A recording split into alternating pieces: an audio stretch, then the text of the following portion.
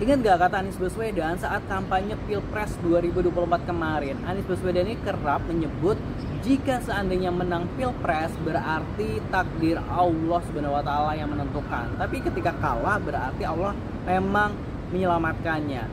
Positive people.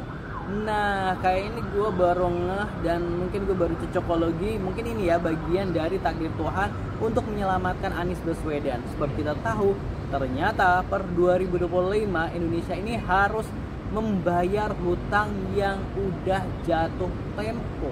Waduh, duh. Nah, seperti yang diberitakan oleh Kontan, Kementerian Keuangan atau Kemenkeu mencatat utang jatuh tempo pemerintah Indonesia pada tahun 2025 mendatang mencapai 800 triliun. Utang jatuh tempo tersebut meningkat dari tahun ini yang sebesar 434,29 triliun. Direktur Jenderal Pengelolaan Pembiayaan dan Risiko DJPPR Suminto merinci utang jatuh tempo tersebut terdiri dari jatuh tempo surat berharga negara atau SBN sebesar 705,5 triliun. Merangkum dari berbagai sumber, jika di tahun 2025 Indonesia ini harus membayar 800,33 triliun. Di 2026 Indonesia harus membayar 803,19 triliun. Di tahun 2027 Indonesia harus membayar 802,61 triliun. Dan di tahun 2028 Indonesia harus membayar 719,81 triliun. Wow, jadi sepanjang tahun pemerintahan Prabowo ini bakal bayar utang terus ya. Nah, kalau di total jumlah utang Indonesia ini mencapai 3.125,94 triliun.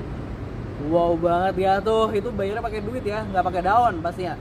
Sebagai informasi, per April 2024 sendiri total utang pemerintah sudah sebesar 8.338,43 triliun. Berarti ada sekitar 3.000 triliun yang harus segera dibayarkan karena udah jatuh tempo.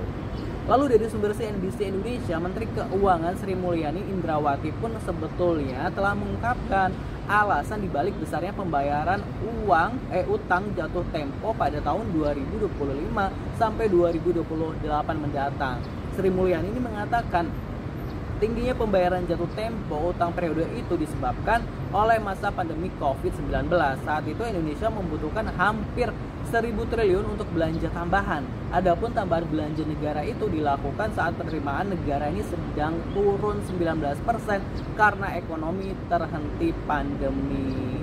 Wah, kayaknya agak berat ya. Padahal Prabowo juga pastinya punya program janji kampanye yang harus ditunaikan. Makan bergizi gratis misalnya aja udah keluar banyak uang per tahunnya. Lebih lanjut ada juga IKN yang perlu anggaran besar jika memang akan terus dilanjutkan oleh Prabowo Gibran. Tentunya masih banyak lagi, ada 1001 PR yang harus dipikirin oleh pemerintahan Prabowo Subianto, selain pastinya juga wajib bayar utang yang udah jatuh tempo itu. Jadi kayak 4 tahun bayar utang terus ya karena udah jatuh tempo. Pastinya pusing banget deh kayaknya buat mikirinnya.